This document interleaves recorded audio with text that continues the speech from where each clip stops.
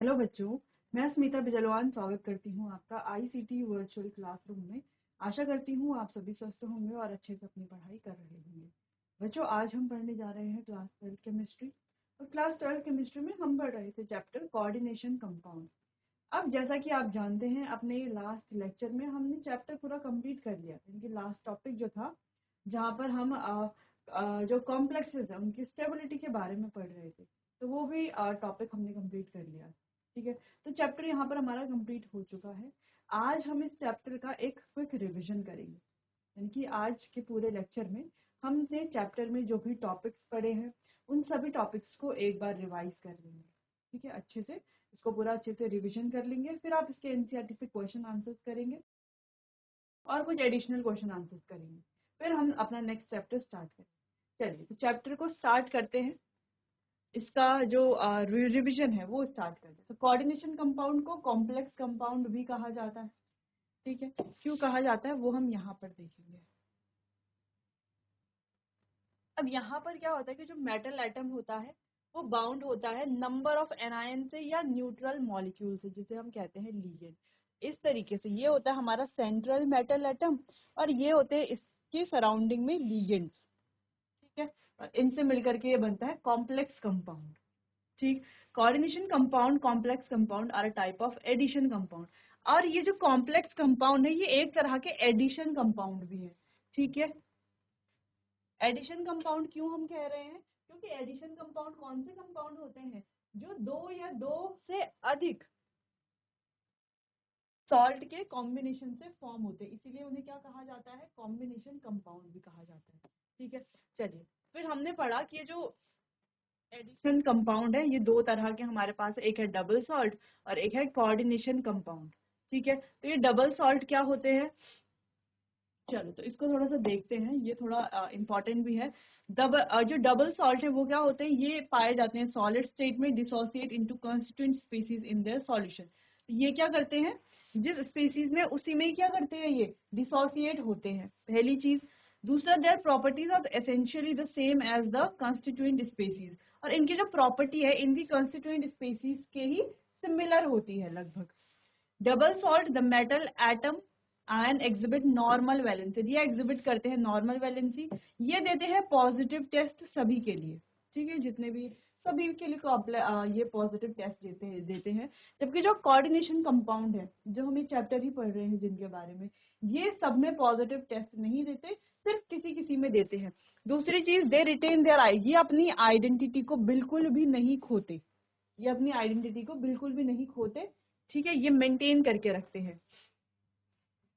The properties are different from those their constituent, अब इनकी जो प्रॉपर्टी है इनके कंस्टिट्यूएंट से डिफरेंट होती है।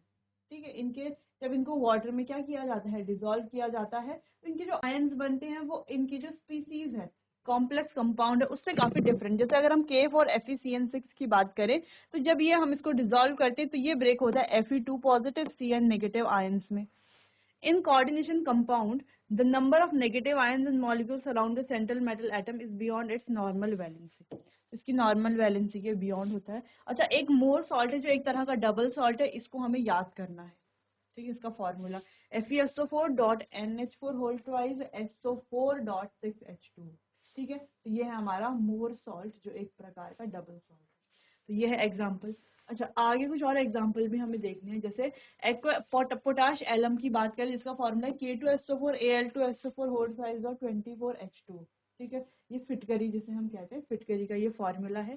तो जब इसके आयंस ब्रेक होते हैं तो ये होता है 2K positive Al+3 SO4-2 + 24H2 में ब्रेक होता है।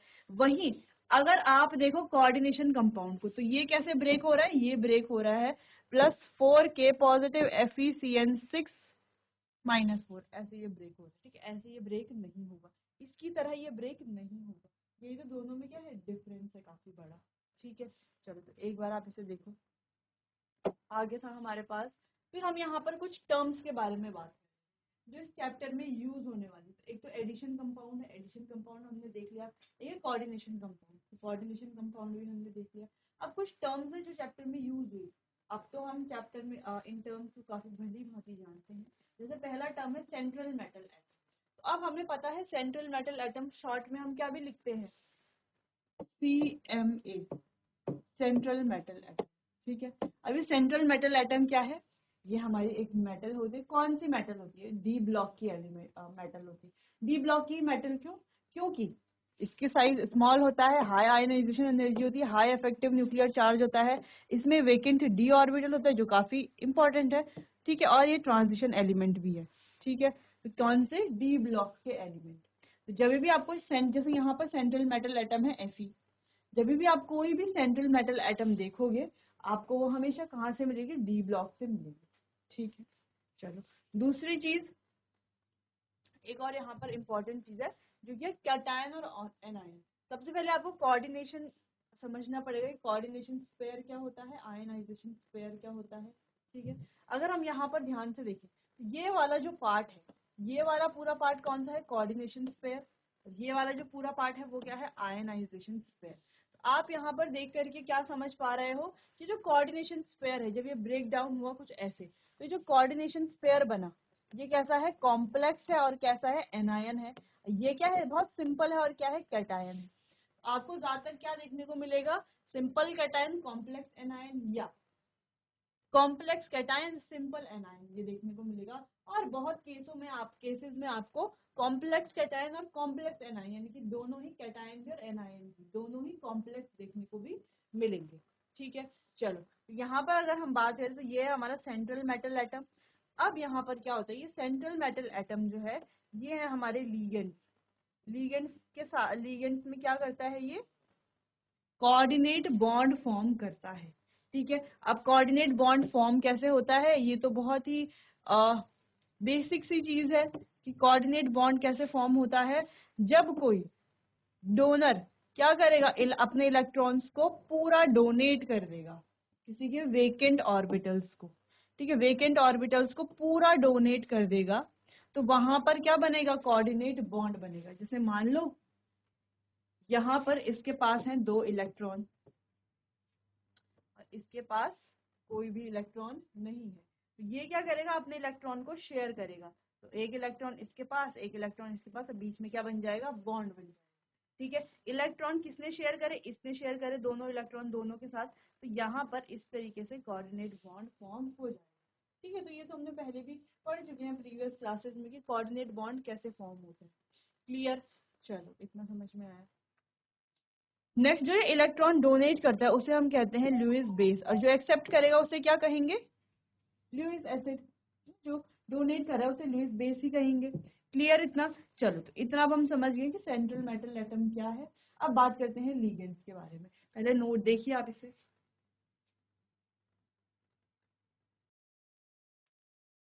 चलिए बात करते हैं लीगेंड्स की। तो लीगेंड्स क्या है, जो सेंट्रल मेटल एटम को सराउंड करते हैं वही हमारे लीगेंड्स है।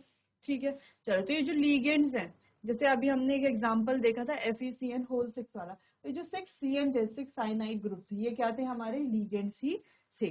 ठीक है, coordinated by Fe2 plus are the ligands. ठीक है, लीगेंड्स देखो बच्चों, नेगेटिव हो सकते हैं, पॉजिटिव हो सकते हैं, और न्यूट्रल भी हो सकते हैं। लीगेंड्स को हम क्या कहते हैं, लुईस बेस कहते हैं। ठीक है, सॉरी, जो इलेक्ट्रॉन क्या कर रहा है, डोनेट कर रहा है, उसको लुईस बेस कहेंगे। अब इलेक्ट्रॉन डोनेट कौन कर रहा है, इलेक्ट्रॉन डोनेट कर रहे हैं लीगेंड्स किस पे, सेंट्रल मेटल एटम को। सेंट्रल मेटल एटम के पास क्या है, वेकेंट डी ऑर्बिटल है। ठीक है, अब इस सेंट्रल मेटल एटम के पास वेकेंट डी ऑर्बिटल है, तो इस पे जो लुईस बेस है यानी कि हमारा लीगेंड है, वो क्या कर रहा है, इलेक्ट्रॉन पेयर को डोनेट कर रहा है। डोनेट कर रहा है यानी कि वो शेयर कर रहा है। ठीक है, हम शेयर करना कह सकते हैं, क्योंकि ये एक जो इलेक्ट्रॉन पेयर है ये दोनों के बीच में है, तभी तो ये कोऑर्डिनेट बॉन्ड बन रहा है यहाँ पे। ठीक, तो ये जो लीगेंड्स है इन्हें लुईस बेस भी कहा जाता है, क्योंकि ये इलेक्ट्रॉन को डोनेट करते हैं।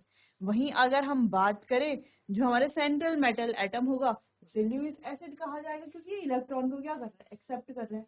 ठीक है, चलो तो छोटी छोटी चीजें, लीगेंड समझ में आ गया, सेंट्रल मेटल एटम समझ में आ गया। चलो तो यहाँ पर सेम चीज है, देखो यहाँ पर NH3 ग्रुप जो है ये क्या है बच्चों, ये है लीगेंड। ये क्या कर रहा है, सेंट्रल मेटल एटम के साथ इलेक्ट्रॉन को शेयर कर रहा है, और क्या बना रहा है, कोऑर्डिनेटेड बॉन्ड बना रहा है। ठीक है, central metal atom electron pair को एक्सेप्ट कर रहा है, इसीलिए इसे लुईस एसिड कहा जाएगा। वही लिगेंड जो है इलेक्ट्रॉन पेयर को डोनेट कर रहा है, तो इसे लुईस बेस कहा जाएगा। ठीक है, इतना क्लियर। तो देखो कैसे बन रहा है, इस NH3 के पास 2 इलेक्ट्रॉन है, यही NH3 क्या कर रहा है, अपने इन दोनों इलेक्ट्रॉन को एक तो अपने पास ही रख रहा है, एक Cu के पास दे दे रहा है, और यहाँ पर एक बॉन्ड बना रहा है। देखो बॉन्ड कैसे बनता है, सबसे पहले अगर हम बात करें एक सिंगल बॉन्ड कैसे बनता है, जब एक और एक 2 इलेक्ट्रॉन की शेयरिंग हो रही हो। ठीक है, डबल बॉन्ड कैसे बनता है, जब 1 2 3 4 4 इलेक्ट्रॉन की शेयरिंग हो रही हो। ट्रिपल बॉन्ड कैसे बनता है, 1 2 3, यानी कि जब 2 2 4 और 2 6 6 इलेक्ट्रॉन की शेयरिंग हो रही हो, ऐसे ही तो बॉन्ड बनता है। ठीक है, तो हम इसको सीधा सिग्मा बॉन्ड ना कह करके कोऑर्डिनेट बॉन्ड क्यों कह रहे हैं, देखो है तो सिग्मा ही बॉन्ड, सिंगल बॉन्ड है ना, क्योंकि ये जो कोऑर्डिनेट बॉन्ड है एक तरह का हम कह सकते हैं सिग्मा बॉन्ड भी हम कह सकते हैं। ठीक है, सिंगल ही बॉन्ड है क्योंकि। तो अगर हम ध्यान से देखें तो यहाँ पर क्या हो रहा है, यहाँ पर ये जो इलेक्ट्रॉन पेयर है, Cu के पास तो क्या है, वेकेंट ऑर्बिटल है ना, खाली है। ठीक है, और Cu है क्या, हमारी डी ब्लॉक की एलिमेंट है, तो ये तो खाली है। और NH3 के पास है 2 इलेक्ट्रॉन, NH3 एक इलेक्ट्रॉन यहाँ पर रखेगा, एक इलेक्ट्रॉन इसको देगा, और यहाँ पर जो है बॉन्ड फॉर्म होगा। अब ये जो दोनों इलेक्ट्रॉन है, अभी तक जो बॉन्ड फॉर्म होता था सिग्मा बॉन्ड, वो क्या होता था कि एक इलेक्ट्रॉन, मान लो ये ए है ये बी है, ए और बी के बीच में बॉन्ड बन रहा है, तो एक इलेक्ट्रॉन ए ने दिया, एक इलेक्ट्रॉन बी ने दिया, फिर इनके बीच में बॉन्ड बन गया। ठीक है, अब ये जब ये टूटेंगे तो टूटेगा कैसे, ये ए अपना इलेक्ट्रॉन ले लेगा, बी अपना इलेक्ट्रॉन ले लेगा, ऐसा होता है। ठीक है, यहाँ पर क्या होगा, दोनों ही इलेक्ट्रॉन किसके हैं, एन के हैं। एन क्या कर रहा है, दोनों इलेक्ट्रॉन दे रहा है, इस वजह से यहाँ पर इस तरीके से एरो बनता है। एरो किसकी तरफ बनता है, जो इलेक्ट्रॉन को एक्सेप्ट करता है, और इसका जो टेल है वो किसकी तरफ होता है, जो इलेक्ट्रॉन को डोनेट करता है। ठीक है, चलिए, तो ये यही दे रहा है ना दोनों को, तो ये एरो का इस तरीके से हेड होता है, और यहाँ पर बनता है कोऑर्डिनेट बॉन्ड। जैसे कि यहाँ पर NH3 ही क्या कर रहा है, इलेक्ट्रॉन पेयर को यहाँ इसे डोनेट कर रहा है, या हम कहें कि दोनों एक ही इलेक्ट्रॉन पेयर को शेयर कर रहे हैं। क्लियर, चल। तो अब हमारा जो चैप्टर का बेस है वो कंप्लीट हो गया, यानी कि हमें सेंट्रल मेटल एटम समझ में आ गया है, लिगेंड समझ में आ गई। लिगेंड क्या होते हैं, सेंट्रल मेटल एटम क्या होते हैं, एडिशन कंपाउंड क्या होते हैं। ठीक है, इसके बाद हमने डबल सॉल्ट पढ़ लिया है, और कोऑर्डिनेशन कंपाउंड भी पढ़ लिया। अब बात करते हैं लिगेंड के क्लासिफिकेशन की। तो लिगेंड को चार्ज के बेसिस पर हम 3 पार्ट्स में क्लासीफाई करते हैं, एक होता है हमारे नेगेटिवली चार्ज, पॉजिटिवली चार्ज और न्यूट्रल लिगेंड। ठीक है, अब मेन है इनकी नेमिंग, इनका जो नोमेनक्लेचर। ध्यान से देखें तो ये हमारा क्लोराइड है, तो इसका नाम होगा क्लोरिडो, आयोडाइड का आयोडिडो। ठीक है, यानी कि सिंपल जहाँ पे आइड है वहां पर हो जाएगा आइडो, जहां पर है आइट वहां पर हो जाएगा आइटो, और जहां पर है एट वहां पर हो जाएगा एटो। क्लियर है, आप ध्यान से देख भी सकते हो, आपको पता चल जाएगा यहाँ पर। तो देखो, आइट आइटो, आयोडाइड आइड आइडो, एट एटो। यही हमने पढ़ा ना कि आइड होगा तो आइडो, आइट होगा तो आइटो, और एट होगा तो एटो, आपको कर लेना है, और इस तरीके से नोमेनक्लेचर इजी बन जाएगा। अगर हम पॉजिटिवली चार्ज की बात करें तो यहाँ पर देखो कुछ लिगेंड्स है, ये वाले जो है यहाँ पर लिखे हुए हमने पॉजिटिवली चार्ज वाले। ठीक है, या तो हम इन्हें लिख ले या तो इन्हें लिख ले। ठीक है, दोनों सेम ही है, बस यहाँ पे पूरा लिखा हुआ नहीं, ये हो जाएगा NH2। ठीक है, चलो, तो ये वाला यह हाइड्रोजीन, तो हाइड्रोजीनियम, लास्ट में ई नियम लगा देना है आपको, नियम लगा देना है। ठीक है, ईएम, लास्ट में ईएम आपको यहाँ पर लगा देना है। जैसे NO2 प्लस नाइट्रो, तो नाइट्रोनियम, नाइट्रो से नाइट्रोसिलियम। ठीक है, तो इस तरीके से ईएम लगा देना है। वही हमारे कुछ न्यूट्रल स्पीसीज भी हैं, तो जैसे H2O है तो इसको हम लिख देंगे अक्वा, एक्वा। NH3 है तो एमाइन, CO है तो कार्बोनिल। बाकी खैर लास्ट में हम कार्बोनिल को थोड़ा और अच्छे से पढ़ने वाले हैं, कि कार्बोनिल जिस कंपाउंड में होगा वो क्या होगा, वहां पर क्या हो रही होगी, सिनर्जिक बॉन्डिंग। ठीक है, सिनर्जिक बॉन्डिंग की वजह से वो क्या होगा, काफी स्टेबल होगा। ठीक है, चलिए,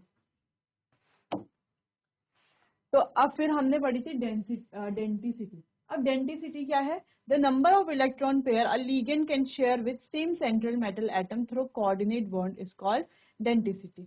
यानी कि कितने नंबर ऑफ इलेक्ट्रॉन पेयर एक लीगेंड शेयर करता है सेंट्रल मेटल एटम के साथ, सेम सेंट्रल यानी कि एक ही सेंट्रल मेटल एटम के साथ कोऑर्डिनेट बॉन्ड के थ्रू, उसे ही डेंटिसिटी कहा जाता है। जैसे जो एक शेयर करेगा वो होगा मोनोडेंटेट, जो दो शेयर करेगा बाइडेंटेट, तीन शेयर करेगा ट्राइडेंटेट, चार करेगा टेट्राडेंटेट, पांच करेगा पेंटाडेंटेट। ठीक है, इस तरीके से, और बहुत सारे यानी कि n नंबर्स, तो वो हो जाएगा हमारा पॉलीडेंटेट लीगेंड। क्लियर है इतना? चलो, तो हमें कई मोनोडेंटेट लीगेंड भी हमने पढ़ा है जो एक क्या करते हैं, डोनेट करते हैं। जैसे देखो, एक मान लो ये सेंट्रल मेटल एटम है, ये हमारा कोई लीगेंड है, तो यहाँ पर डेंटिसिटी कितनी होगी 1।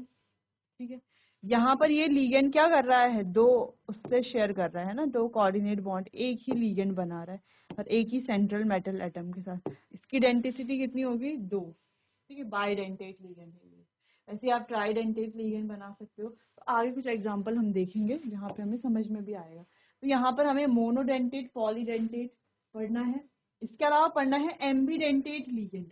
अब एम्बीडेंटेट लीगेंड कौन से लीगेंड है, जिनके पास एक से ज्यादा डोनर साइट होती है, लेकिन एक समय पर एक ही डोनर साइट का ये यूज कर सकते हैं। जैसे कि आप CN देखो, तो C भी डोनेट कर सकता है, N भी इलेक्ट्रॉन डोनेट कर सकता है ना, कोऑर्डिनेट बॉन्ड बना सकता है, लेकिन एक टाइम पर सिर्फ एक ही क्या करेगा, कोऑर्डिनेट बॉन्ड बनाएगा। ठीक है, एक टाइम पर एक ही बनाएगा, तो वो होते हैं एम्बीडेंटेट लीगेंड। नेक्स्ट है फ्लेक्सीडेंटेट लीगेंड, तो ये फ्लेक्सिबल होते हैं, डोनर साइड को चेंज कर सकते हैं। नेक्स्ट है हमारा किलेटिंग लीगेंड और एम्बीडेंटेट। देखो, किलेटिंग लीगेंड तो वो लीगेंड है जहां पर क्या बनती है, रिंग फॉर्म होती है, 4 member, 5 member, 6 member ring form होती है, वो होते हैं हमारी किलेटिंग लीगेंड, किलेट फॉर्म करते हैं ये बेसिकली। और होते हैं हमारे एम्बीडेंटेट लीगेंड। एम्बीडेंटेट जो कि हमने अभी पढ़ा कि एम्बीडेंटेट लीगेंड कौन से हैं, जिनके पास एक से ज्यादा डोनर साइट है, लेकिन एक टाइम पर एक ही साइट को वो यूज करेंगे। ठीक है, चलो, तो इफ द लिगेंड हैज 2 और more donor atom complex is form, only 1 donor atom is attached to the metal. तो अगर इसके पास एक या एक से ज्यादा क्या है, डोनर एटम है, तो कॉम्प्लेक्स कैसे फॉर्म होगा, एक ही। जैसे अगर हम NO2 की बात करें, तो ये N भी है और ये O भी है, ये क्या कर सकते हैं, दोनों क्या कर सकते हैं, क्या कर सकते हैं बच्चों, दोनों ही इलेक्ट्रॉन को शेयर करके कोऑर्डिनेट बॉन्ड बना सकते हैं, लेकिन एक टाइम पर एक ही क्या करेगा, कोऑर्डिनेट बॉन्ड बनाएगा। चलो, तो ये हमारे कुछ मोनोडेंटेट लीगेंड है, जैसे एक्वा, ये हमारे इसमें काफी सारे हमने ऐड कर लिए हैं। इन लीगेंड में कुछ पॉजिटिव चार्ज हैं, कुछ नेगेटिव चार्ज वाले हैं, और कुछ हमारे न्यूट्रल लीगेंड हैं। ठीक है, चलो, तो एक बार आप इन्हें देख लो, फिर आगे बढ़ते हैं। चलिए आगे बढ़ते हैं। अगला है बाइडेंटेट लीगेंड। बाइडेंटेट लीगेंड भी सेम, देखो जैसे यहाँ पर आप देखो, ये ऑक्जेलेट है, ऑक्जेलेट 5 मेंबर रिंग तो बना रहा है, ठीक है, लेकिन इसके अलावा अगर आप ध्यान दो तो यहाँ पर एक O और एक O, दो तरफ से क्या कर रही है, इलेक्ट्रॉन पेयर डोनेट कर रहा है या कोऑर्डिनेट बॉन्ड बना रहा है दो तरफ से, कुछ इस तरीके से। एक ही लिगेंड क्या कर रहा है, दो तरफ से कोऑर्डिनेट बॉन्ड बना रहा है, तो इसे कहेंगे बाइडेंटेट। ऐसे ही जो लिगेंड 3 तरफ से बनाएगा तो ट्राइडेंटेट, 4 तरफ से बनाएगा तो फिर बाकी, जैसे ये है हमारा, तो ये देखो 1 2 3, तो एक ही लिगेंड डाइथिलीन ट्राइअमाइन, एक ही लिगेंड जो है 3 तरफ से क्या बना रहा है, 3 कोऑर्डिनेट बॉन्ड फॉर्म कर रहा है। तो ये क्या है हमारा ट्राइडेंटेट लिगेंड बोले, या हम पॉलीडेंटेट लिगेंड बोलते हैं। दो के बाद हम सबको क्या बोल देते हैं, पॉलीडेंटेट। 3 बना रहा है कोई, 4 बना रहा है कोई, 5 बना रहा है। ठीक है, चलो, फिर chelating ligand, polydentate ligand which form, जो क्या फॉर्म करते हैं, जो फॉर्म करते हैं बच्चों क्लोज्ड रिंग को, central metal atom after forming the coordinate bond are called chelating ligand. तो उन्हें किलेटिंग लिगेंड कहा जाता है। इसलिए अगर हम यहाँ पर देखें, तो एक तो यहाँ पर ये जो लिगेंड है ये कैसा है, ये बाइडेंटेट है, क्योंकि ये क्या कर रहा है, दो कोऑर्डिनेट बॉन्ड फॉर्म कर रहा है। ठीक है, एक ही लिगेंड। ठीक है, ये नहीं है इथिलीन डायमाइन। ठीक, और देखो साथ में अगर आप देखो तो क्या बना रहा है ये, 1 2 3 4 5, एक 5 मेंबर्ड रिंग। देखो 1 2 3 4 5, तो यानी कि अगर आप ध्यान से देखो तो एक 5 मेंबर्ड रिंग ये बना रहा है, कुछ इस तरीके से, ये वाली ऐसे वाली 5 मेंबर्ड रिंग ये बना रहा है। ठीक है, तो इसे हम क्या कहेंगे, इसे हम कहेंगे किलेट, जो फॉर्म होता है किलेटिंग लिगेंड से। एक तरह का कॉम्प्लेक्स है जो किलेटिंग लिगेंड से फॉर्म होता है। ठीक है, तो ये आप ध्यान रख सकते हो। अच्छा, इससे बन सकता है जो हमारा ऑक्जेलेट है, ऑक्जेलेट बनाता है रिंग भी। ठीक है, ऑक्जेलेट भी बनाता है, जैसे हमने यहाँ पर देखा था, ये ऑक्जेलेट है, तो 1 2 3 4 5, ये भी क्या कर रहा है, 5 मेंबर्ड रिंग बना रहा है। यहाँ पर भी 5 मेंबर्ड रिंग बन रही है, तो ये क्या कर रहा है, किलेट भी है, हम इसे किलेटिंग लिगेंड भी बोल सकते हैं। ठीक है, अगला है इंपॉर्टेंट प्रॉपर्टी है किलेटिंग लिगेंड्स की। ये जो किलेट्स होते हैं वो ज्यादा स्टेबल होते हैं नॉर्मल कॉम्प्लेक्सेस से। तो जो हमारे नॉर्मल कॉम्प्लेक्स बनेंगे उनसे ज्यादा स्टेबल होते हैं किलेट। किलेट यानी कि रिंग फॉर्म, जो रिंग स्ट्रक्चर है, ये जो रिंग है वो ज्यादा स्टेबल होती है जो नॉर्मल स्ट्रक्चर होंगे, नॉर्मल कॉम्प्लेक्स होंगे उनसे। लेकिन यहाँ पर भी अगर हम बात करें, 3 मेंबर्ड रिंग जो है वो इतनी ज्यादा स्टेबल नहीं होती, क्योंकि देखो एंगल इतना कम है, स्ट्रेन बहुत ज्यादा है। एंगल कम होने की वजह से स्ट्रेन यहाँ पर बहुत ज्यादा है, ज्यादा स्ट्रेन होने की वजह से स्टेबिलिटी कितनी ज्यादा नहीं होती है। अगर हम बात करें ये वाला हमारी 6 मेंबर्ड रिंग, तो देखो एंगल काफी क्या है, एंगल ज्यादा है तो स्टेबिलिटी भी ज्यादा है, यानी कि एंगल ज्यादा होना स्टेबिलिटी, हम कह सकते हैं angle is directly proportional to stability इस इन केसेस में। ठीक है, अगर आप देखो 90 डिग्री, ये 4 मेंबर रिंग भी जो है ये भी उतनी ज्यादा स्टेबल नहीं होती। हालांकि जो 5 मेंबर रिंग है वो काफी स्टेबल होती है और 6 मेंबर रिंग भी स्टेबल होती है। अगर हम 7 मेंबर रिंग की बात करते हैं तो 6 मेंबर रिंग जो है वो 7 मेंबर से ज्यादा स्टेबल होती है। ठीक है, तो चलो ये बात हो गई किलेट्स की कुछ इंपॉर्टेंट प्रॉपर्टी। बात करते हैं flexidentate ligand. It can change its density so that they are known as flexidentate ligand. अब ये जो लिगेंड है ये अपनी डेंसिटी को क्या कर सकते हैं, चेंज कर सकते हैं। ठीक है, डेंसिटी को चेंज कर सकते हैं, इसीलिए इन्हें फ्लेक्सिडेंटेट लिगेंड कहा जाता है। क्लियर है? चल, तो यहाँ पर आप देखो, अगर हम NO2 की बात करें तो NO2 भी देखो इस तरीके से 3 मेंबर्ड रिंग यहाँ पर फॉर्म कर सकता है, लेकिन ये फॉर्म होगी नहीं। क्यों? क्योंकि ये क्या है, अनस्टेबल। अनस्टेबल होने से अच्छा तो हम इसको डायरेक्टली फॉर्म करें, है ना, अनस्टेबल हम रखे ही क्यों। क्लियर है इतना? तो ये फॉर्म नहीं होगी, जबकि 4 मेंबर रिंग तो यहाँ पर फॉर्म होगी। तो ये SO42 नेगेटिव है, ये monodentate as well as polydentate दोनों की तरह ही एक्ट करता है, इसीलिए हम इसे क्या कहते हैं, ये एक फ्लेक्सिडेंटेट लिगेंड है। अब फ्लेक्सिडेंटेट लिगेंड हमेशा पॉलीडेंटेट ही होगा। पॉलीडेंटेट यानी कि एक से ज्यादा डोनर साइट वाला, वही तो होगा फ्लेक्सिडेंटेट। अरे वही तो फ्लेक्सिबल कर पाए। अच्छा, जो मोनोडेंटेट होगा जिसकी डेंटिसिटी केवल 1 होगी, तो वो क्या फ्लेक्सिबल है, वो क्या चेंज कर पाएगा, वो अपनी डेंटिसिटी चेंज नहीं कर पाएगा। लेकिन जो पॉलीडेंटेट है जिसका 2 या 3 या 4 डोनर साइट है, तो वो फ्लेक्सिबल हो सकता है, वो अपनी डोनर साइट को चेंज कर सकता है। ठीक है, चलिए क्लियर है इतना फ्लेक्सिडेंटेट लिगेंड भी। तो कुछ एग्जांपल थे यहाँ पे जिन जो हमने देख लिए थे क्वेश्चन। फिर बात आती है एम्बिडेंटेट लिगेंड की, जिनके पास मोर देन 1 डोनर साइट होती है, लेकिन फिर भी वो एक ही डोनर साइट को यूज करते हैं। जैसे यहाँ पर NO2 देखो, तो NO2 में जब ये नाइट्राइटो नाइट्रो, यानी कि जब ये N यूज करेगा तो हम कहेंगे नाइट्रो, O यूज करेगा तो हम कहेंगे नाइट्राइटो। अगर हम CN की बात करें, यहाँ पर जब ये C यूज करेगा तो साइनो, N यूज करेगा तो आइसोसाइनो। वैसे हम SCN की बात करें थायोसाइनो की, S यूज करेगा तो थायोसाइनो और N यूज करेगा तो आइसोथायोसाइनो। तो ये है हमारे एम्बिडेंटेट लिगेंड। क्लियर है इतना? चलो, तो एक बार आप देखो एम्बिडेंटेट लिगेंड।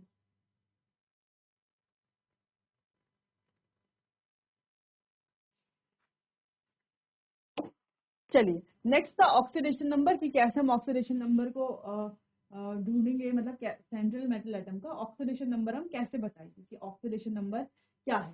ठीक है, ऑक्सीडेशन स्टेट कैसे बताएंगे, तो सिंपल था। ठीक है, जैसे K के लिए 1 है, CN के लिए -1 है, Cl के लिए -1 है, कुछ हमारे न्यूट्रल हैं जैसे NH3 के लिए 0 है, En के लिए 0 है, CO के लिए 0 है, ऑक्जेलेट के लिए -2 है। तो ये कुछ इंपॉर्टेंट थे जो हमें याद रखनी थी। बाकी सेंट्रल मेटल एटम तो हमें पता है कौन सी होगी, जो D ब्लॉक की होगी। और प्रॉपर्टीज क्या होंगी, स्मॉल साइज होगा, हाई आयनाइजेशन एंथैल्पी होगी, हाई इफेक्टिव न्यूक्लियर चार्ज होगा, वेकेंट D ऑर्बिटल होगा, वो एक D ब्लॉक एलिमेंट होगा और ट्रांजिशन एलिमेंट होगा। ये जो हमारी सेंट्रल मेटल एटम है फिलहाल। ठीक है, तो ऑक्सीडेशन नंबर भी हम सेंट्रल मेटल एटम पे ही निकालेंगे। ठीक है, तो कैसे निकालेंगे, बहुत आसान है। जिसका हमें ऑक्सीडेशन नंबर निकालना है उसको x रख लेंगे, बाकी सबकी वैल्यूज रख देंगे। जैसे Cn कितना होता है -1, K कितना होता है 1, तो इनकी वैल्यूज रख करके इस तरीके से ऑक्सीडेशन स्टेट को हम निकाल लेंगे आसानी से।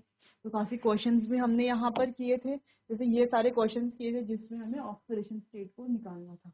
ठीक है, फिर बात की थी हमने इफेक्टिव एटॉमिक नंबर की, जिसका फॉर्मूला था Z, यानी कि एटॉमिक नंबर प्लस 2 इंटू जितने नंबर ऑफ लीगेंड है माइनस ऑक्सीडेशन नंबर। मान लो ये हमारे पास एक कॉम्प्लेक्स है, इसका हमें क्या निकालना है, इफेक्टिव एटॉमिक नंबर निकालना है। उसके लिए देखो पहले ऑक्सीडेशन स्टेट पता होनी चाहिए। ऑक्सीडेशन स्टेट हमें पता है कितनी है, +2। ठीक है, इसके अलावा हमें पता होना चाहिए इसका Z। तो देखो 26, इसका ये जो कॉपर है इसका Z जो है यानी कि एटॉमिक नंबर है वो होता है 29। ठीक है, इसके अलावा हमें पता होना चाहिए लीगेंड कितने, कितने लीगेंड है, 6 लीगेंड तो ये हैं। ठीक है, लीगेंड कितने हैं, 6 हैं। क्लियर है इतना, कोऑर्डिनेशन पेयर के अंदर है, फिलहाल इनकी बात हम करेंगे यहाँ पर।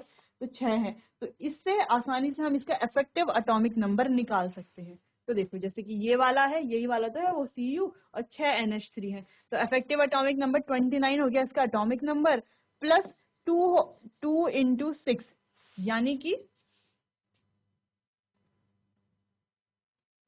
2, फॉर्मूला है 2 into number of ligand, 2 into ligand कितने 6 माइनस 2 कितना है इसका ऑक्सीडेशन स्टेट। ठीक है, माइनस कर देना जो भी ऑक्सीडेशन स्टेट, और अगर ऑक्सीडेशन स्टेट माइनस में ही है तो यहाँ पर प्लस हो जाएगा। ठीक है, ध्यान रखना है इसको भी। तो इफेक्टिव एटॉमिक नंबर आ गया यहाँ पे 39। तो ज्यादातर आप इफेक्टिव एटॉमिक नंबर जब फाइंड करोगे तो ऐसे ही आपको मिलेगा। फिर कोऑर्डिनेशन नंबर कैसे फाइंड करेंगे, कोऑर्डिनेशन नंबर यानी कि जितने नंबर ऑफ लीगेंड है। जैसे अगर हम बात करें इसमें कोऑर्डिनेशन नंबर कितने, 4 लीगेंड है। यहाँ पर कोऑर्डिनेशन नंबर कितना है, 3 नहीं है कोऑर्डिनेशन नंबर। ठीक है, लीगेंड देखो आप कैसा है, इसकी कितनी डोनर साइट है, 2 डोनर साइट, यानी कि एक बाइडेंटेट लीगेंड, एक ये एक ये बाइडेंटेट लीगेंड है। 2 इंटू 3 कितना हो गया, 6 कोऑर्डिनेशन नंबर इसका हो गया। ठीक है, तो आपको ध्यान रखना है बाइडेंटेट लीगेंड है तो 2 से मल्टीप्लाई करेंगे, ट्राइडेंटेट है 3 से करेंगे, इसके अलावा जितने भी डेंटेट वाला होगा, मोनोडेंटेट है तो 1 से करेंगे।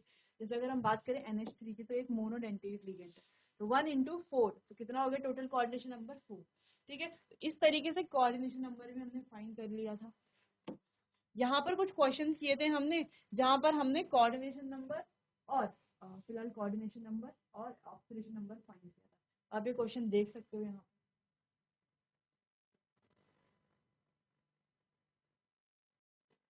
चलिए आगे बढ़ते हैं। तो कुछ और क्वेश्चन हमने कर लिए थे। अब ये कुछ क्वेश्चन थे जहां पर हमें effective atomic number, coordination number, oxidation number सब कुछ फाइंड करना था, तो आसानी से हो गया था, आसानी से हम फाइंड कर सकते हैं। देखो कोऑर्डिनेशन नंबर तो बहुत इजी है, जितने नंबर ऑफ लीगेंड है वो कोऑर्डिनेशन नंबर। ऑक्सीडेशन नंबर और भी इजी है, आसानी से निकाल सकते हैं। तो इफेक्टिव एटॉमिक नंबर का तो फॉर्मूला हमें पता है, Z+2 into number of ligand minus oxidation state. Clear है, चलो। फिर हमने नोमेनक्लेचर के बारे में बात की थी, जिस चैप्टर का एक इम्पॉर्टेंट टॉपिक था। ठीक है, कोऑर्डिनेशन नंबर कंपाउंड जो है उनका नोमेनक्लेचर कैसे किया जाएगा। ठीक है, तो हमने सबसे पहले इसके सभी रूल्स थे वो पढ़ लिए थे अच्छे से, कि जब भी हम नाम लिखेंगे कैटायन का, तो कैटायन का नाम पहले लिखा जाएगा, फिर एनायन का नाम लिखा जाएगा। अगर कोई न्यूट्रल कॉम्प्लेक्स है तो नेम को जो है हम सिंगल वर्ड में लिखेंगे। ठीक है, अगला है लिगेंड्स की नेमिंग कैसे करेंगे, anionic, cationic, sorry anionic, cationic, और हमारे पास न्यूट्रल लिगेंड यानी कि नेगेटिवली चार्ज, पॉजिटिवली चार्ज और न्यूट्रल। तो न्यूट्रल में जैसे H2O है तो एक्वा कर लेंगे, NH3 है तो NH2 है तो एमाइन कर लेंगे, CO है तो कार्बोनिल। वैसे एनायनिक में जो एट, आइड और आइड से एंड होते हैं तो A2, आइडो और आइडो कर देंगे। वैसे पॉजिटिवली चार्ज है तो जैसे हाइड्रोजीन है तो हाइड्रोजीनियम, नाइट्रोसिल है तो नाइट्रोसिलियम, ठीक है, नाइट्रो है तो नाइट्रोनियम, इस तरीके से। ठीक, फिर यहाँ पर कुछ और लीगेंड के हमने नाम देख लिए थे। चलिए, तो अभी इस लेक्चर को यहीं पर हम फिनिश करेंगे। जितने भी अभी तक हमने टॉपिक पढ़ लिए हैं वो आपको तो समझ में आ ही गए होंगे।